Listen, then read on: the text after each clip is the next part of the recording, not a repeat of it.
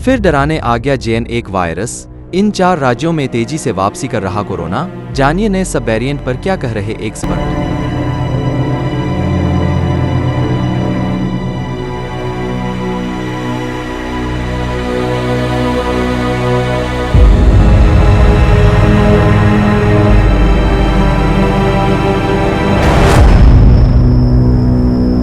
भारत में कोरोना एक बार फिर टेंशन बन रहा है।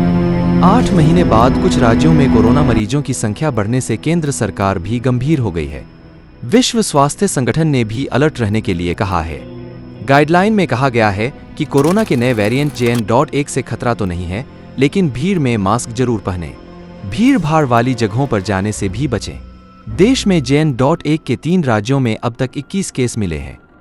कोरोना के एक्टिव केसों की संख्या भी 2669 हो गई है। महाराष्ट्र के कोरोना वायरस के सब वेरिएंट के JN.1 का पहला केस सामने आया है। इस मामले की पुष्टि सिंधुदुर्ग में हुई है। यहाँ के एक 41 वर्षीय व्यक्ति JN.1 से संक्रमित पाया गया है।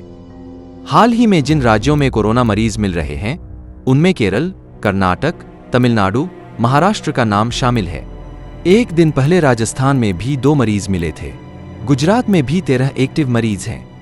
इससे पहले शुक्रवार को देश में एक दिन में 614 नए कोरोना वायरस मरीज पाए गए थे। ये 21 मई के बाद सबसे ज्यादा संख्या थी। केंद्रीय स्वास्थ्य सचिव सुधांशु पंत का कहना है कि भले ही केस बढ़ रहे हैं, लेकिन 92.8% मामले होम आइसोलेशन में हैं, जो हल्की बीमारी का संकेत है। अस्पताल में भर्ती होने के रेट में कोई वृद्धि नहीं देखी गई है। केरल, महाराष्ट्र, झारखंड और कर्नाटक जैसे कुछ राज्यों में डेली पॉजिटिव रेट में वृद्धि देखी गई है। सभी मामले हल्के पाए गए और बिना किसी जटिलता के मरीज ठीक हो गए। देश में JN.1 का पहला केस केरल में सामने आया था। यह वेरिएंट चीन और अमेरिका समेत कई देशों में बढ़ रहा है। अमेरिका में पहला मामला सितंबर में सामने आया था। जहां तक इसके लक्षणों की बात की जाए तो इसमें बुखार रहती है, जुकाम रहता और गले में खराब के साथ पेट दर्द की शिकायत रहती है।